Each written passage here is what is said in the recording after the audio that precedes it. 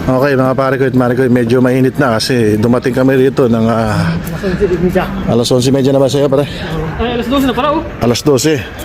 So dumating kami rito ng alas 12 kaya medyo mainit na.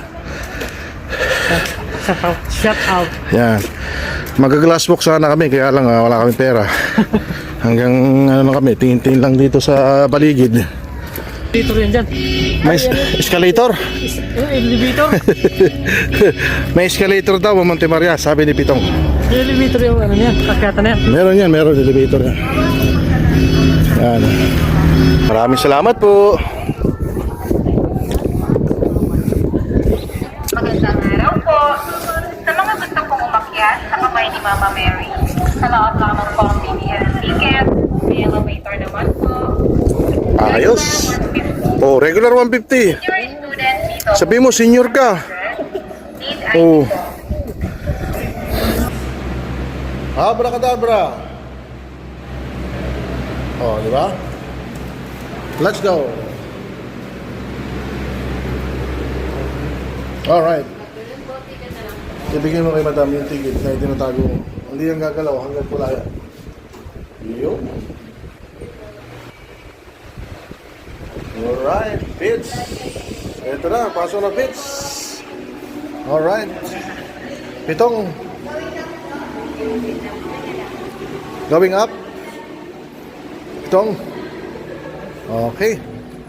Walang kapantayan ligaya ni Pitong. Si Pitong nakapunta ng glass walk. Ay na. Talaga. Fitz, anong pakiramdam? Very happy? Ayan o.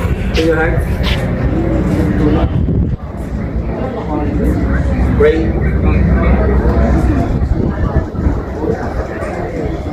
Done. Okay, so nandito na kami sa tuktok. Tawa si Pitong. Fitz. Alright.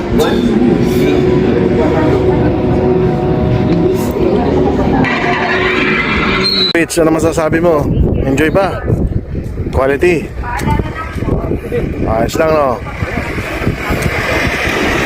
So, uwi na tayo. Hindi ako saan ba tayo? Diyan naman tayo sa Lubo, Batangas. Bababa tayo ng Lubo. Ano Okay. Ano yan? Parang style bus ano? Oh, ano yan? Palipad yan.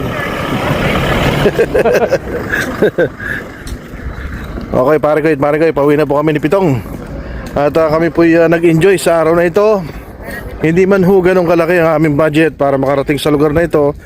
Pero ganun pa man, nice sa katuparan. Kaya po sa susunod ng lesson, magdadala ng maraming budget para hindi kakapusin. Dahil si Pitong walang pera. Ako walang pera. Oh, di ba? Trip lang. Makapunta lang ng Monte Maria. Di ba? Dito tayo doon?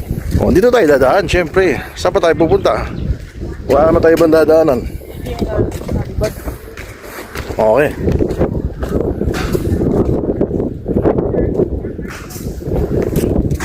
Well, actually mga pare,